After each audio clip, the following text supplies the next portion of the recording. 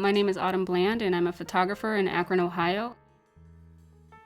Portraits of a Pandemic came about right when the stay-at-home order came into effect, and Portraits of Pride started because of Pride Month. I really wanted to do a special tribute to the LGBTQ+ community. For the stay-at-home photos, I did more of a wider capture in color from just pretty much your eye-level view of these families to get a glimpse into like their life at home, get a glimpse into like their full personalities, versus where the essentials I photographed in black and white. I kept their background either nondescript or really just their place of employment. I wanted the essential workers to feel more empowered, them to feel like it's more of a critical job and less about the life around them.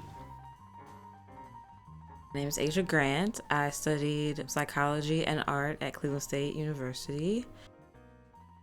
It was a culmination of things, especially like seeing how some of my friends are responding to a global pandemic, their job and money situations changing, different social and political things happening, and just kind of seeing how people are dealing with it. Especially in the Black community, the main coping mechanism is to just like keep pushing through things.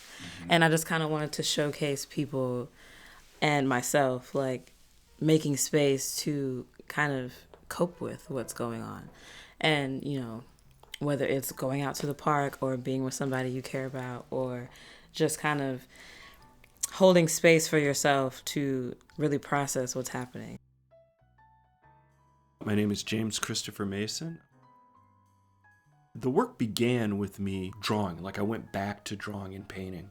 So about 2 weeks into this pandemic of being shut down, I was like, I think I'm going to be a painter. Well, I took that idea, the freedom, the gesture of painting and drawing, and I took that idea into the blur of the people. There's a long story between me making the connection between out taking photographs of architecture and then realizing people were jumping in front of my car, sex workers looking for action.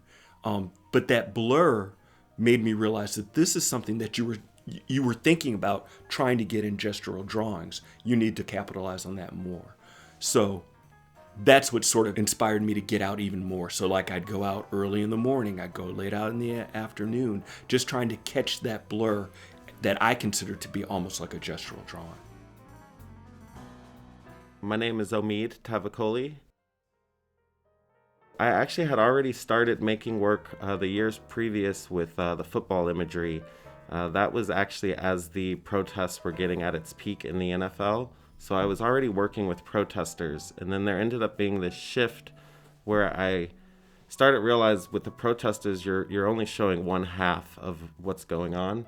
And I started to look at how cops were shown through recent art forms, either with Kerry James Marshall or Jean-Michel Basquiat, just kind of looking at the way that people were addressing cops, black cops, cops working in the inner city. And for some reason, that really just kind of drew to thinking about using cops as a subject matter, which had never, ever came across my mind. But for some reason, within those first few weeks, that's just what my mind was drawn to.